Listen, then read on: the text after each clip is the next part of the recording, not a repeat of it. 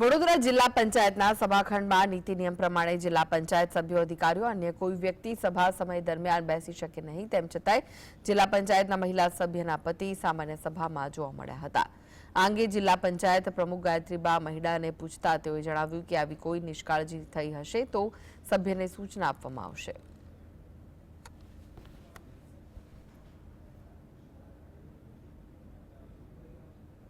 વિધાનસભા ગૃહ હોય ત્યાં ચૂંટાયેલા સભ્યો જ બેસી શકે અને સભ્ય જ્યાં કોઈ જિલ્લા પંચાયત સભ્ય સ્ત્રી છે એમના પતિ જે છે એને બેસવા માટે અલગથી ગેલેરી ઉપર આપવામાં આવેલી છે.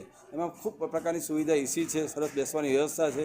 એ જે સભાખંડ છે એ સભાખંડમાં જિલ્લા પંચાયતના સભ્યો જો બેસે તો એનો સારી રીતે હેતુ સર થઈ શકે, સારી રીતે સભામાં મતલબ કે પ્રશ્નો થઈ શકે, સભામાં રજૂઆતો થઈ શકે. પણ સભ્યપતિ જો બેસે તો એમાં સભામાં પણ કેટલીક વાર વિક્ષેપ ઊભા થઈ શકે.